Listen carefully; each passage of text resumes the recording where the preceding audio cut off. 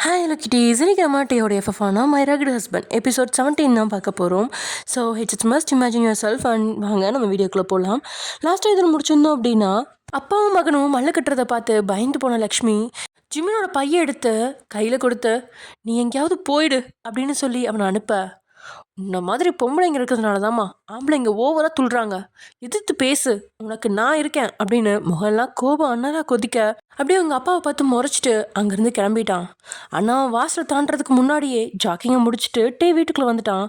கையில் பையோடு நிற்கிற நம்ம ஜிமினை பார்த்தவன், எங்கே கிளம்பிட்டா? நான் தான் உன்னை எங்கேயும் போகக்கூடாதுன்னு சொன்னேனே அப்படின்னு வார்த்தையால் தடுக்க, ஜிமின் எதுவுமே பேசாமல் முகத்தை தூக்கி வச்சுக்கிட்டு அப்படியே நிற்கிறான். லக்ஷ்மி தான் நிலைமையை சமாளிக்க, அது ஒன்றும் இல்லைப்பா, ஆஸ்திரேலியாவில் இருக்க அவன் ஃப்ரெண்டுக்கு கல்யாணமாம்மா, அதான் போகிறதுக்காக கிளம்பிட்டு இருந்தான், அதான் ஒரு வாய் சாப்பிட்டு போன்னு பேசிக்கிட்டு இருந்தேன்ப்பா அப்படின்னு லக்ஷ்மி சமாளிக்கா. ரகுநாதனோட கை சவந்திருக்கு, ஜிமினோட கண்களில் கோவம் இருக்குது. இதை வச்சு லக்ஷ்மி சொன்னது போல் இல்லாமல் ரெண்டு பேருமே மண்ணு கட்டிக்கிட்டு தான் இருந்திருக்காங்க அப்படிங்கிறது டேக்கு நல்லாவே புரியுது. உடனே ஜிமினை கூட்டிகிட்டு மாடிக்கு போயிடுறான் நம்ம டே. அதே நேரத்தில் தியா வந்த பஸ்ஸு சென்னையில் வந்து நிற்குது. அவள் காலை சென்னையில் வச்சிட்டா. இங்கே காலை உணவை சாப்பிட்றதுக்கு டேபிளில் ரகுநாதன் டேவும் உட்காந்துட்ருக்க, ஜிமின் மட்டும் வரல.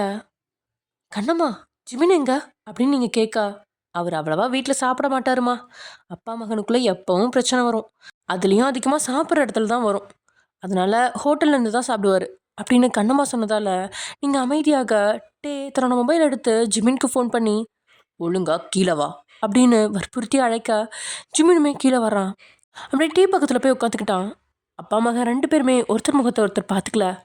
லக்ஷ்மி கணவருக்கு பரிமாறிட்டு ஜிமினோட தட்டில் தோசை எடுத்து வைக்க, வேண்டாம் எனக்கு பசிக்கல அப்படின்னு சொல்லி ஒரு கிளாஸ் தண்ணீரை மட்டும் எடுத்து கையில் வச்சுக்கிட்டான்.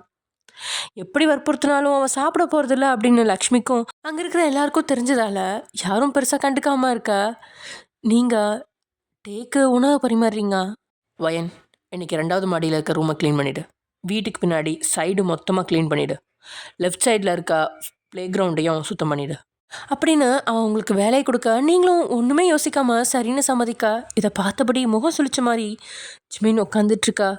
ஜிமின், நான் ஒரு சின்ன மீட்டிங்காக கோர்ட் வர போகிறேன், நீயும் என் கூட வா, மிஸ்டர் சஞ்சய் உன்னை பார்க்கணுன்னு சொன்னார் அப்படின்னு டே அழைக்க, அண்ணா என்னால் எங்கேயும் வர முடியாது, நான் ஆஸ்திரேலியா போகணும், என்னோட சுதந்திரத்தில் யாரும் தலையிடாதீங்க அப்படின்னு சொல்ல, உறக்கனால அவனை பார்த்த டே, இந்த ஜென்மத்தில் உனக்கு பொறுப்பு வராதாடா அப்படிங்கிற மாதிரி கேட்க, ஜிமினோ வராது அப்படிங்கிற மாதிரி உட்காந்துட்ருக்கா. இன்னைக்கு ஒரு நாள் இரு, நாளைக்கு போ அப்படின்னு டே சொன்னதுக்கப்புறம் தான் ஜிமினோட முகத்தில் கொஞ்சமாவது மகிழ்ச்சி வருது. சாப்பிட்டு முடிச்சுட்டே அங்கேருந்து கிளம்ப, ரகுநாதனோட பார்வை உங்கள் பக்கம் திரும்ப, நீங்கள் தட்டை எடுத்துக்கிட்டு 2 டேபிள் தள்ளி வந்து உட்காந்து அடுத்த செகண்ட் உங்களோட கையில் இருந்த தட்டை பிடுங்கின நம்ம ஜிமின் அவன் பாட்டுக்கு தட்டோட அங்கேருந்து போயிட்டான். அதுக்கு காரணம், இத்தனை நாள் ரகுநாதன் சாப்பிட்ட தட்டில் லக்ஷ்மி சாப்பிடுவாங்க, அதே போல் இன்றைக்கி டே சாப்பிட்ட தட்டில் நீங்கள் சாப்பிட போகிறீங்க அப்படின்னு முன்கூட்டி தெரியும். ஆண்கள் சாப்பிட்ட தட்டில் பெண்கள் சாப்பிட வேண்டிய கட்டாயம் இல்லை அப்படின்னு பல நாள் அவன் லக்ஷ்மிகிட்ட சண்டை போட்டிருக்கான்.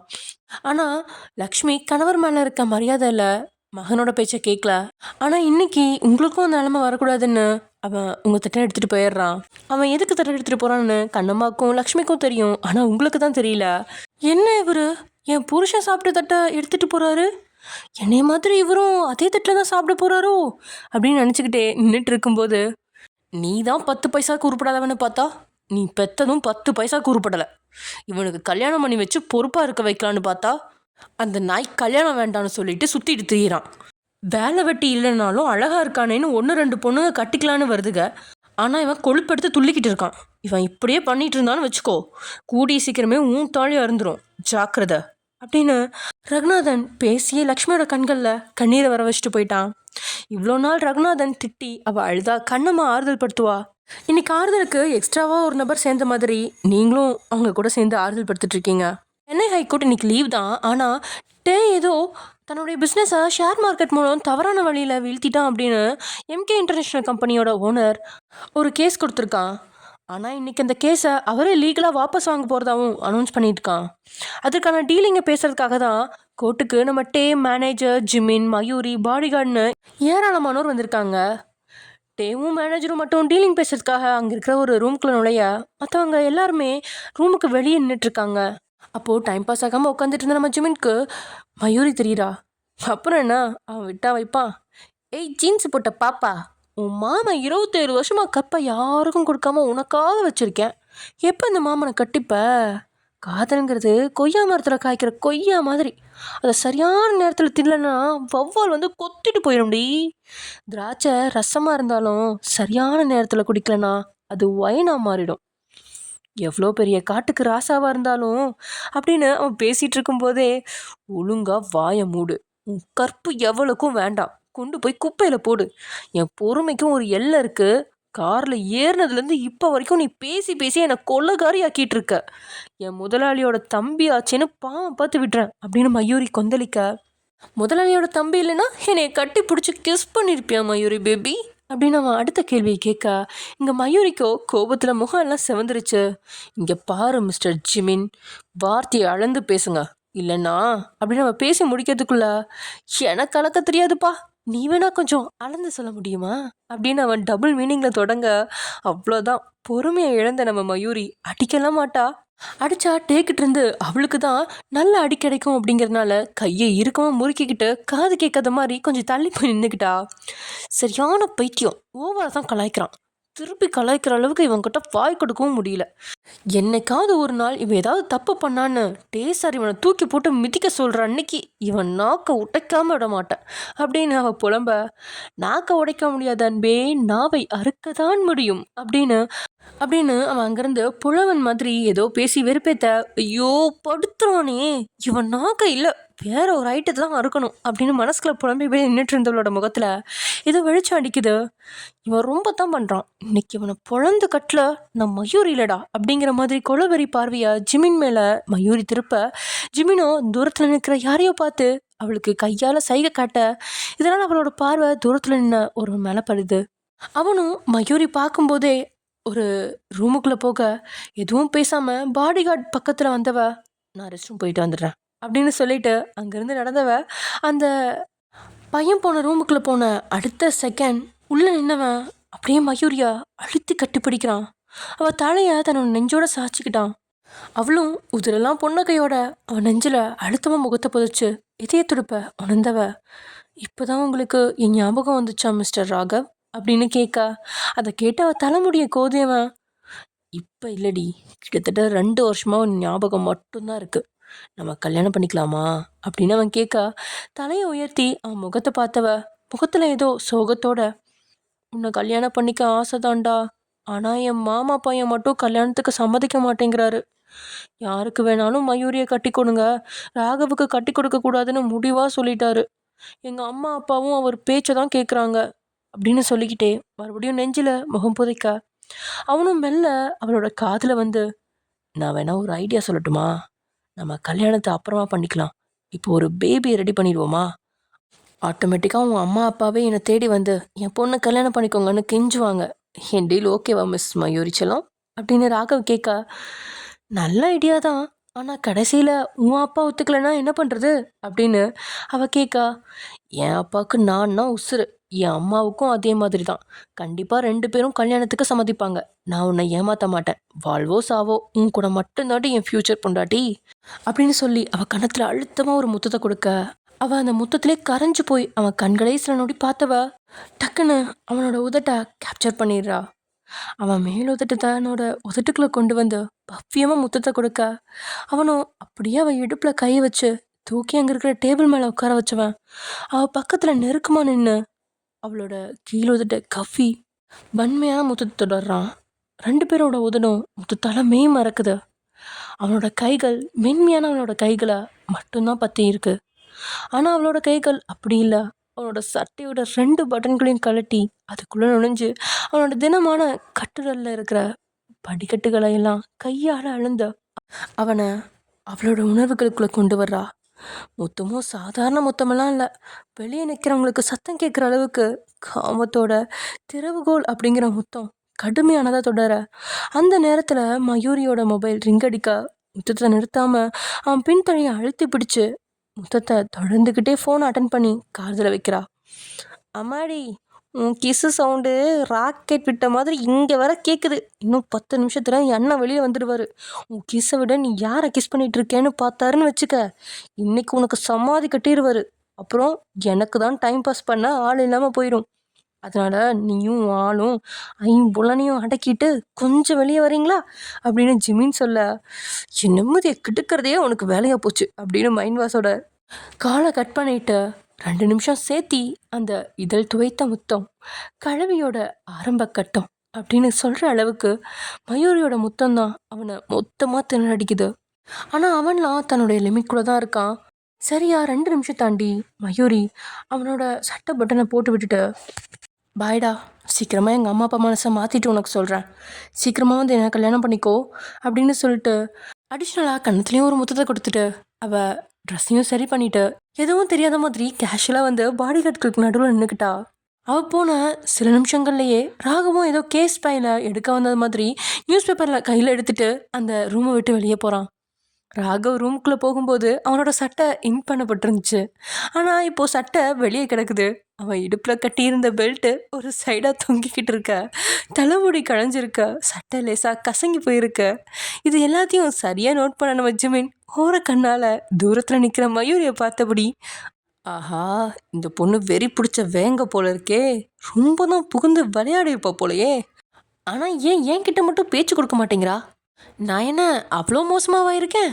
நானும் அவனோட அழகனா தானே இருக்கேன் அப்படின்னு அவன் புலம்பிகிட்டு இருக்கும்போதே அவனை கிராஸ் பண்ணி ஒருத்தி போகிறா. அப்படி போனவ பக்கத்தில் இருந்த இன்னொரு பொண்ணுக்கிட்ட அவன் மனசில் என்ன நினச்சிட்டு இருக்கான்? பொண்ணுன்னா பொடுக்கிறதுக்கும் சுகத்துக்கும் மட்டும்தான் நினச்சிட்டு இருக்கானா? பொண்ணுங்களை மதிக்காமல் ஓவராக போகிறவனை நாம தான் அடக்கி வைக்கணும். பொண்ணுங்கன்னா அவனுங்களுக்கு நாய் மாதிரி போயிடுச்சா? நீ அவன் அட்ரஸ் மட்டும் தா, நாளைக்கு அவனை உண்டு இல்லைன்னு பண்ணல, என் பேர் தியா இல்லடி அப்படின்னு சொல்லிக்கிட்டே அந்த பொண்ணு நடந்து போக அவள் குரலை மட்டும்தான் கேட்டான். ஆனால் முகத்தை பார்க்கல. இதனால் வேகமாக போயிட்டு இருந்தவளோட பின்னாடி கண்ணு மிக்காமல் பார்த்தவன், நம்ம வீட்டில் இருக்க பொண்ணுங்களுக்கு தான் வாய் நீளாது போல, வெளியே இருக்க எல்லா பொண்ணுங்களும் நல்லா தான் பேசுதுங்க, என்னைக்கு தான் வீட்டில் இருக்கவங்களும் இப்படி மாற போகிறாங்களோ அப்படின்னு புழம்பிக்கிட்டே உட்காந்துருந்தவனுக்கு அந்த பொண்ணு பார்க்க அவளாக இருக்கு. இதனால் நைஸாக எழுந்து போகலாம் அப்படின்னு பார்க்க பாடி கார்ட்ஸ் அங்கேருந்து நகர விடாமல் மறுபடியும் ஒரே இடத்துல உட்கார வச்சுட்டாங்க. 1/2 மணி நேரத்தில் கோர்ட்டுக்கு வந்த வேலையை முடிச்சிட்டான் நம்ம டே. தனக்கு எதிரான கேஸ் போட்டவனுக்கு பணத்தை கொடுத்து அவன் வாயையும் டே மூடியதோடு அங்கேருந்து கிளம்பும்போது ப்ரெஸ் ரிப்போர்ட்டர்கள் அப்படின்னு எல்லாரும் டேயை வழிமறித்து குவிச்சிட பாடி கார்டுகளும் சுற்றி பாதுகாப்புக்கு நின்றுக்க, சார் எப்படி சார் உங்கள் மேலே கேஸ் போடுறவங்க எல்லாரும் அவங்களாவே அந்த கேஸை வாபஸ் வாங்குறாங்க, அதோட எல்லா பிஸ்னஸ் மேனுக்கும் ஏதாவது ஒரு சுச்சுவேஷனில் லாஸ் ஆகுவாங்க, ஆனால் உங்களுக்கு மட்டும் எப்படி கம்பெனியில் லாஸே ஆக மாட்டேங்குது, உங்களுக்கு கல்யாணம் ஆனதா எல்லாரும் சொல்கிறாங்களே அது உண்மையா அப்படின்னு சுற்றி நின்ன ரிப்போர்ட்டர்ஸ்க்கெலாம் கேள்வி மேலே கேள்வியாக கேட்க நம்ம டீம் மேனேஜரை பார்க்க மேனேஜரோ, மேடம், அந்த கம்பெனி தெரியாமல் எங்கள் பாஸ் மேலே கேஸ் போட்டாங்க, இப்போது எல்லா டாக்குமெண்ட்ஸையும் நாங்கள் ப்ராப்பராக அவங்கக்கிட்ட காட்டிட்டோம், ஸோ அவங்களே அவங்க பண்ண தப்பாக புரிஞ்சுக்கிட்டு கேஸை வாபஸ் வாங்கிட்டாங்க, அதோட எங்கள் கம்பெனியில் லாபம் மட்டும் இல்லை நஷ்டமும் வந்திருக்கு, நாங்கள் வெளியே சொல்கிறதில்ல, ஃபைனலி எங்கள் பாஸுக்கு மேரேஜ் ஆகலை, பட் மேரேஜ் ஃபிக்ஸ் ஆச்சு, சீக்கிரமாக டேட் அனௌன்ஸ் பண்ணுவோம் அப்படின்னு மேனேஜர் ஆல்ரெடி எல்லாம் ப்ரிப்ரேஷனோட பதில்களை வச்சுருக்கிறது போல் தெளிவாக சொல்லிட்டான். இருந்தாலும் ப்ரெஸ் ரிப்போர்ட்டர்கள் கேள்வி தொடர, இப்போது இவங்களை புறக்கணிச்சா நாளைக்கு நியூஸ் பேப்பர் சோஷியல் மீடியான்னு கிழிச்சு தள்ளுவாங்க அப்படிங்கிறதுனால 10 நிமிஷம் அவங்களுக்கு கேள்வி கேட்கறதுக்கான அனுமதியை கொடுத்தான். ஆனால் எந்த கேள்விக்கும் அவன் பதிலளிக்க மாட்டான். பக்கத்தில் நின்ன மேனேஜர் தான் பதில் சொல்லிட்டு இருக்கான். அவனுக்கு பக்கத்தில் ஜிம்மில் நின்றுட்டுருக்க, சுற்றி பாடிகார்டுகள் பாதுகாப்புக்கு நிற்க, அதுக்கு வெளியே தான் ரிப்போர்ட்டர்கள் நின்றுட்டுருக்காங்க. அது மட்டும் இல்லாமல் ஒரு பெரிய தொழிலதிபர் அப்படின்னாலே அவனை பார்க்க ஆட்கள் குவிவாங்க இல்லையா, அதிலும் டே ஒரு அழகன், அவன் ஃபோட்டோவை பார்த்தாலே பொண்ணுங்க மயங்குவாங்க, பெரிய பட நடிகர்கள் போல், அவனுக்குன்னு தனி ஃபேன் பேஸே இருக்குது. ஜிமினை அவ்வளோவா யாருக்கும் தெரியாது. இதனால் அங்கே ஏராளமானோர் குவிஞ்சு டேயை பார்க்க, அதில் ஒரு பொண்ணும், ஏய் பிஸ்னஸ்மேன் டேயை கடிச்சு சாப்பிட்லாம் போல இருக்குடி, இன்னும் அழகு ஆப்பிள் மாதிரி இருக்காண்டி அப்படின்னு பொண்ணுங்க வார்த்தையால் வழிஞ்சிக்கிட்டு இருக்க, டே அப்படியே அங்கே இருக்கிற எல்லாத்தையும் ஒரு முறை பார்த்துட்டு திடீர்னு கூட்டத்தில் நின்ன ஒரு பொண்ணு மட்டும் கண்ணு மிக்காமல் பார்க்குறான். ஏன்னா எல்லாரும் அவனை பார்த்து ரசிச்சிட்ருக்காங்க. ஆனால் அந்த ஒருத்தி மட்டும் கண்ணில் ஏதோ கொலவரியோட கோபத்தோடு பார்க்குது. அவனுக்கே புரியுது. அவளை வேற இதுக்கு முன்னாடி அவன் சந்திச்சதும் இல்லை. இதனால் அவளையே சில வினாடி பார்த்தவன் பக்கத்தில் இருந்த மேனேஜர்கிட்ட, லெஃப்ட் சைடில் வக்கீல் கோட் போட்ட ஒரு பொண்ணு என்னையே முறைச்சி பார்க்குறான், அது யார் என்னங்கிற டீட்டெயில் எனக்கு வேணும் அப்படின்னு டே சொல்ல, மேனேஜரோ ஏற்கனவே ப்ரெஸ் ரிப்போர்ட்டர்கள் கேள்விக்கு எந்த பக்கமும் பிரச்சனை வராத மாதிரி மூளையை 150 மடங்கு வேலை செய்ய வச்சு பதிலளிச்சிட்டு இருக்கான். டே சொன்ன பெண் யார் அப்படின்னு ஓரக்கணால் பார்த்துட்டு மறுபடியும் ப்ரெஸ் ரிப்போர்ட்டர்களுக்கு பதில் சொல்லிட்டு இருக்கான். பக்கத்தில் இருந்த மயூரியும் ஜிமினும் டேயை முறைச்சி பார்க்குற பொண்ணை பார்த்துட்டாங்க. அந்த பொண்ணு வேற யாரும் இல்லை, தியா தான். மயூரி எல்லாம் இன்னைக்கு தான் இப்படி ஒரு பெண்ணை பார்க்குறா. ஏன்னா டேயோட பெரும்பாலான நேரங்களில் மயூரி தான் இருப்பா. அப்போது சுற்றி இருக்க பெண்கள் எல்லாமே டே மேலே அழகை வர்ணிப்பாங்க, அவனை எப்படியாவது கரெக்ட் பண்ணும் அப்படின்னு முயற்சிப்பாங்க. அப்படிப்பட்ட பொண்ணுங்களுக்கு மத்தியில் இன்றைக்கி தான் முதலாக கண்கள் கோவத்தோட ஒரு பொண்ணை அவள் பார்க்குறா. மயூரியை போல தான் ஜிமினும் தியாவை வியந்து பார்க்குறான். கருப்பு நிற ஜீன்ஸ் பேண்ட், வெள்ளை நிற சட்டை, அதுக்கு மேலே ஒரு வக்கீல் கோட், இருக்கிற 2 அடி கூந்தலை கொண்டை போட்டு பெருசாக எந்த மேக்கப்பும் இல்லை, நெத்தியில் சந்தனமும் காதில் ஒரு சின்ன பொட்டு கம்மல், அவ்வளோதான் அவளுடைய மேக்கப்பு. அவள் பக்கத்தில் நின்றுட்டுருக்க 2 ஆண்களுக்கு நடுவில் ஏதோ ஒரு ஆணை போல கர்வத்தோடு தான் நின்றுட்டுருக்கா. அவளை பார்த்து வியந்தவன் அவளுக்கே தெரியாமல் மொபைல் எடுத்து எதையும் நோண்டுற மாதிரி ஒரு புகைப்படத்தையும் எடுத்துக்கிட்டான். எப்படியோ ரிப்போர்ட்டர்ஸ்லாம் தாண்டி டே பாதுகாப்போட வீட்டுக்கு போயிடுறான். டே போன கொஞ்சம் வினாடிகளுக்கு அப்புறம் அந்த கூட்டம் அங்கேருந்து கலையுது. இதனால் தியாவும் தன்னுடைய வேலைகளை பார்க்குறதுக்காக அங்கேருந்து கிளம்பும்போது தியாவோட கையை பிடிச்ச ராகவ், ஹாய் மேடம், எப்படி இருக்கீங்க அப்படின்னு கேட்க, நான் நல்லா இருக்கேன், நீங்கள் எப்படி இருக்கீங்க சார் அப்படின்னு தியா கேட்க, நான் நல்லா இருக்கேனா இல்லையான்னு உனக்கு தெரியலையா என்ன? தெரிஞ்சுது. ஏதோ ஒரு பொண்ணு ரூமுக்குள்ளே கூட்டிகிட்டு போயிட்டு 10 நிமிஷம் உள்ளே ஏதோ பண்ணிட்டு வெளியில் வந்தீங்களே, எல்லாம் தெரிஞ்சுது அப்படின்னு தியா சொன்ன வார்த்தையை கேட்டு சிரிச்சவன், சரி என் அப்பா கிட்ட எதுவும் போட்டு கொடுத்துறாதா, உனக்கு ஒரு பார்சல் வந்திருக்கு, அதுவும் உங்கள் வீட்டு அட்ரஸ் போட்டு தான் வந்திருக்கு அப்படின்னு சொன்னவன் ஒரு பார்சல் எடுத்து அவளோட கையில் கொடுத்துட்டு, பாய் தியா கண்ணா அப்படின்னு சொல்லிட்டு ராகவ் அங்கேருந்து நகர தியா அந்த பார்சலை பிரித்து உள்ளே இருக்கிற பொருளை பார்த்து அப்படியே ஷாக் ஆகுறா. அதே சமயம் இங்கே காரில் டே ஆஃபீஸை நோக்கி போக, அண்ணா என்னை இறக்கி விடு, நான் வீட்டுக்கு ஆட்டோ பிடிச்சி போகிறேன் அப்படின்னு சொல்ல, ஒரு நாள் ஆஃபீஸ்க்கு வந்தால் செத்து போக மாட்டேன், சும்மா இரு அப்படின்னு மிரட்டியாக அவனை அமைதியாக்குன டே முன்னாடி சைலண்டாக உட்காந்துட்டு இருக்க மயூரி கிட்ட, என்னாச்சு மயூரி டல்லாக இருக்க அப்படின்னு டே கேட்க, அவள் இல்லை அப்படின்னு தலையாட்டின அடுத்த செகண்டே, அவள் டல்லாக இல்லை டயர்டாக இருக்கா, அவள் பார்த்த வேலை அந்த மாதிரி அப்படின்னு ஜிமின் சொல்லி கிண்டல் அடிக்க தொடங்கிட்டான்.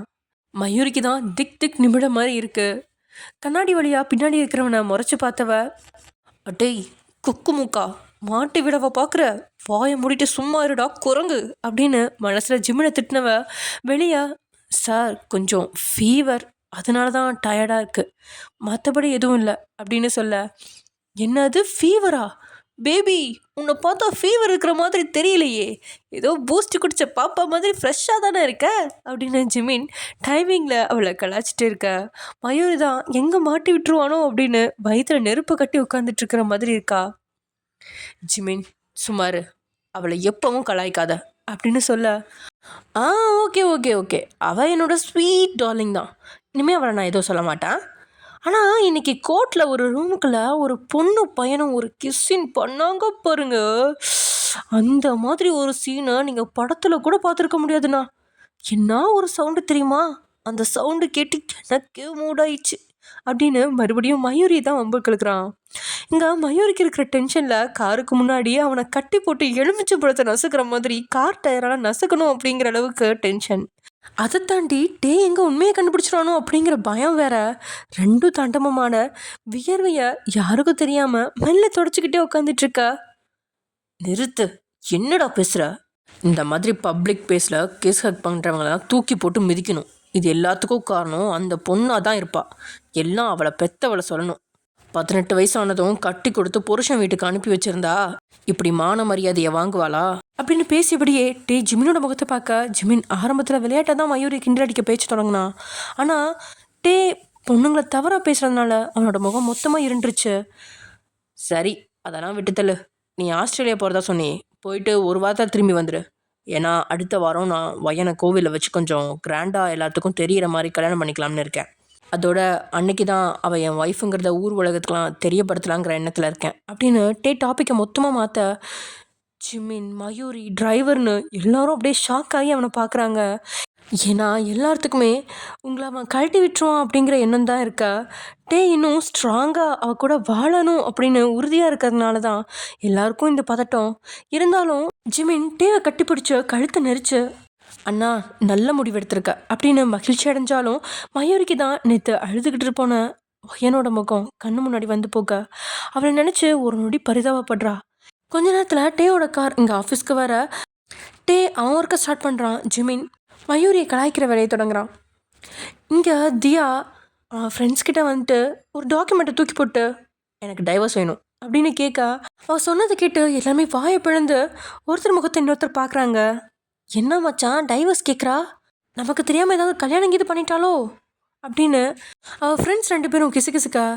அதில் ஒருத்தன் டே கம்முன்றங்கடா அப்படின்னு சொல்லிட்டு, தியா உனக்கு தான் கல்யாணமே ஆகலையே அப்புறம் எதுக்கு அப்படின்னு அவன் கேட்க, எனக்கு இல்லைடா, என் அக்காவுக்கு டைவர்ஸ் வேணும். அவளுக்கு கல்யாணம் ஆகி 5 நாள் தான் ஆச்சு. ஆனால் புருஷன் கொடுமைப்படுத்துகிறான், அவன் கூட வாழ முடியாது அப்படின்னு ஒரு டிவோர்ஸ் அப்ளை பண்ண. அதுக்கு டிமாண்டாக டேவோட மொத்த சொத்தையும் வாங்கிடலாம். டைவர்ஸ்க்கு அப்புறமும் 50 வயசு வரைக்கும் அவன் சம்பாதிக்கிற மொத்த சொத்தும் நமக்கு தான் வரப்போகுது. அதுக்கான டாக்குமெண்ட் தான் இது அப்படின்னு சொன்னபடியே தியா டாக்குமெண்ட்டை காட்டுறா. இந்த டாக்குமெண்ட் தான் ஜிமின் டேக்கு எதிராக உருவாக்கின டாக்குமெண்ட். இந்த டாக்குமெண்ட்டை ஜிமின் அலமோ கிட்ட கொடுக்கும்போதே அதை திருப்பி ஜிமின் கிட்ட கொடுத்தவா, என் பேத்தி எப்போ வருவான்னு தெரியாது, அதனால் நான் ஒரு அட்ரஸ் தரேன், அந்த அட்ரஸ்க்கு அனுப்பிவை, அவள் கையில் கிடச்சிரும் அப்படின்னு சொல்லி பாட்டி தான் சென்னையில் இருக்கிற ராகவோட அட்ரஸை கொடுக்குறா. ஜிமின் கொரியரில் அனுப்பி வச்சுட்டான். அதனால தான் அலமு பாட்டியோட வீட்டில் தேவோட அடியாட்கள் தேடுதல் வேட்டையை தொடங்கினதுக்கப்புறமும் டாக்குமெண்ட் கையில் கிடைக்கல.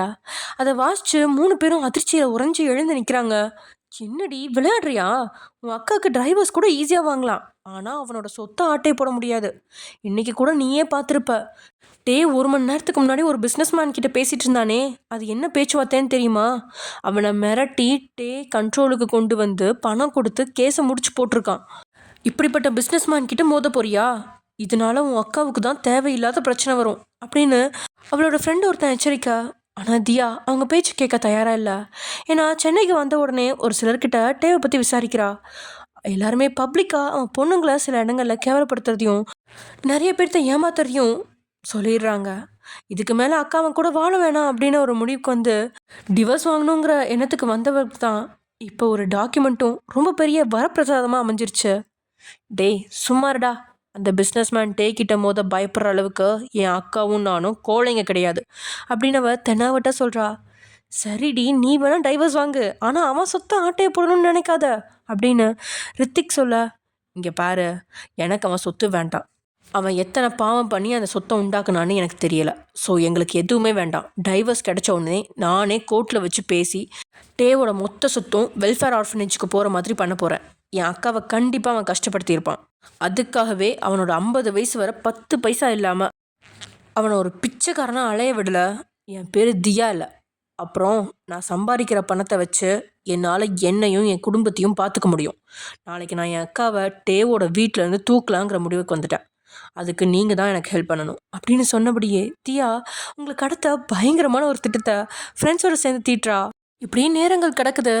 நைட் டைமில் டேவும் நம்ம ஜிமினும் ஒரே காரில் வீட்டுக்கு வராங்க. முழு நேரம் ஓய்வு இல்லாமல் வேலை செஞ்ச டே கூட ஃப்ரெஷ்ஷாக இருக்கான். ஆனால் முழு நேரம் வெட்டியாக சுற்றிக்கிட்டு படுத்து தூங்கிக்கிட்டு பார்க்குறவங்க எல்லாத்தையும் கலாய்ச்சிட்டு டைம் பாஸ் பண்ணிகிட்டு இருந்த நம்ம ஜிமின் முகத்தில் அப்பட்டமான களைப்பு தெரிய, அந்த நேரத்தில் தான் வீட்டுக்குள்ளே 3 பொண்ணுங்களும் வேலை செஞ்சு இடுப்பு உடஞ்சது மாதிரி சோர்வோடு வீட்டுக்குள்ளே வராங்க. ஜிமினை பார்த்து நீங்கள் சிரிக்கா.